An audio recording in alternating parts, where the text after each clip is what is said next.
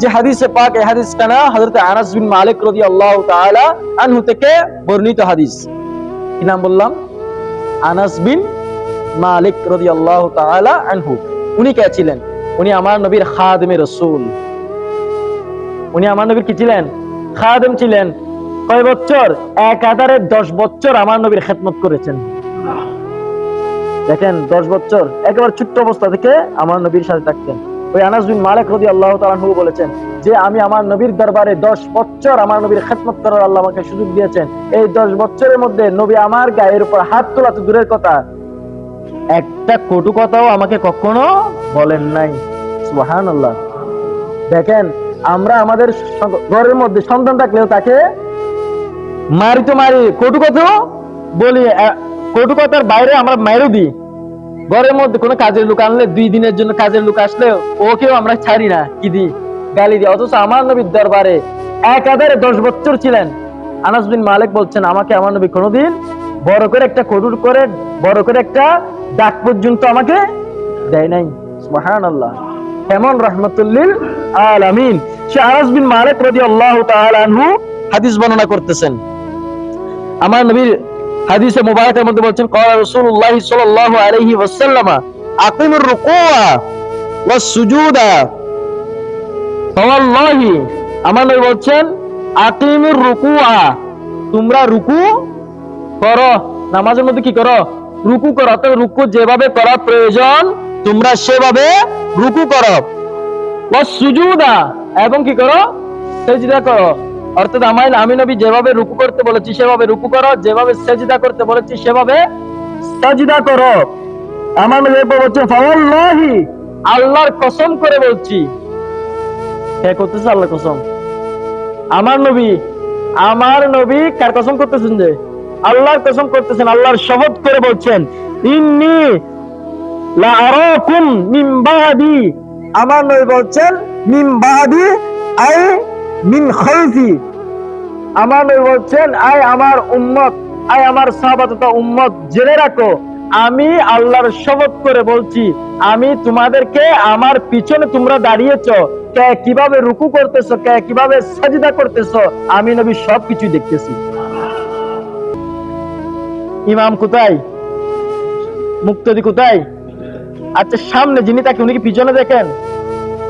অথচ আমার নবী বলছেন আল্লাহর শপথ করে বলছি, আমি তোমরা আমার পিছনে কি কি করতেছো আমি সেটা দেখতেছি। এমনকি আরেক হাদিসের মধ্যে আমার নবী বলেছেন আমি তোমাদের শুধু রুকু আর সাজদা দেখতেছি না, তোমাদের অন্তরের মধ্যে কার কি আছে আমি নবী সেটাও দেখতেছি। এর হাদিসের ব্যাখ্যার মধ্যে আহমদ ইয়ার খান উইমি আশরাফি রাহমাতুল্লাহ আলাইহি বলছেন নবী যেটা বলেছেন ওয়াল্লাহি আল্লাহর শপথ করে যেটা বলেছেন যে আমি দেখতেছি, শুধু সেই সময় নয়, আমার নবী কিয়ামত পর্যন্ত যত উম্মত আসবেন দুনিয়ার মধ্যে সবাইকে কিভাবে ইবাদত বندگی করতেছে, কে কিভাবে রুকু সিজদা করতেছে, আমার নবী সবগুলোই দেখতেছেন। আমার নবী সবকিছুই দেখতেছেন। এই ক্ষমতা দিয়েছেন কে? আল্লাহ। যদি আমার নবীকে দেন আমার কোনো আপত্তি আছে? আমি আপত্তি করতে পারবো? কারণ এই ক্ষমতা উনাকে দিয়েছেন কে? আল্লাহ। আমার নবী আরেক হাদিসে পাকের মধ্যে বলছেন হায়াতি খায়রুল লাকুম, আমি নবীর জীবন তোমাদের জন্য অতি উত্তম। কেন? তাসআলুনি ইউহাদ্দিসু লাকুম, তোমরা যখন কোনো সমস্যায় পড়বা, কোন প্রশ্ন করলে আমি নবী সেটার জবাব দিতে পারি। আমি নবী সেটার জবাব যখন দিয়ে দিই তোমরা সেই মোতাবেক কাজ করে তোমাদের সমস্যার সমাধান করতে পারো। এরপর বলছেন ওয়া মামাতি খায়রুল লাকুম, আমি নবীর ইন্তেকালও তোমাদের জন্য অতি উত্তম। আমার নবীর জীবন যেভাবে উত্তম, আমার নবীর ইন্তেকালও আমাদের জন্য উত্তম। তো নবীর জীবনটা উত্তম বুঝলাম, ইন্তেকাল কিভাবে উত্তম আমার নবী সেটাও বলে দিয়েছেন। বলছেন উম্মত আমার ইন্তেকালের পরে তোমরা যে আমল করো, যে নামাজ পড়ো, যে ইবাদত বندگی করো, এগুলো আমি নবীর দরবারে আমি নবীর কাছে পেশ করা হয়। এখান থেকে অনেকগুলো কথা চলে আসে। আমার নবীকে যখন পেশ করা হয় রওজায়ে পাকের মধ্যে, তাহলে বুঝতে হবে আমার নবী রওজায়ে পাকের মধ্যে জিন্দা না মুর্দা? মুর্দা হলে ওনাকে দেখানো যাবে নাকি? জিন্দা। দেখেন আমার নবী বলছেন শুধু আমি দেখি না, যখন দেখি তোমার আমল নামার মধ্যে শুধু ভালো করছো সেটা না, খারাপ করলে সেটাও আমি দেখি। তো যখন দেখি তুমি ভালো কাজ করেছো, নামাজ পড়েছো, রোজা রেখেছো, কোরআন তেলাওয়াত করেছো, দাওয়াতুল খাইরের মজলিসে বসেছো, কোনো ভালো কাজ করেছো দেখেছি, ফাহামিদুল্লাহি আলাই, আমি শুকরিয়া স্বরূপ আল্লাহর প্রশংসা করি, আল্লাহর শুকরিয়া আদায় করি। তাহলে আপনি নামাজ পড়তেছেন, সে খুশি, আমার নবী আল্লাহ কি করতেছেন? খুশি উদযাপন করতেছেন, আল্লাহর শুকরিয়া আদায় করতেছেন।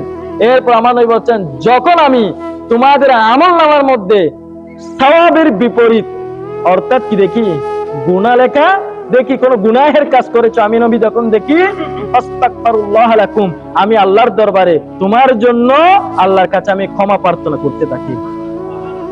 এমন রাহমাতুল লিল আলামিন দুনিয়ার জমিনে থাকতে উম্মতি উম্মতি রব্বি হাবিলি উম্মতি বলে দোয়া করেছেন। ইন্তিকালের পরেও আমার নবী রওজায়ে পাকের মধ্যে আমরা গুনাহগার উম্মতের জন্য আল্লাহর কাছে ক্ষমা প্রার্থনা করতেছেন।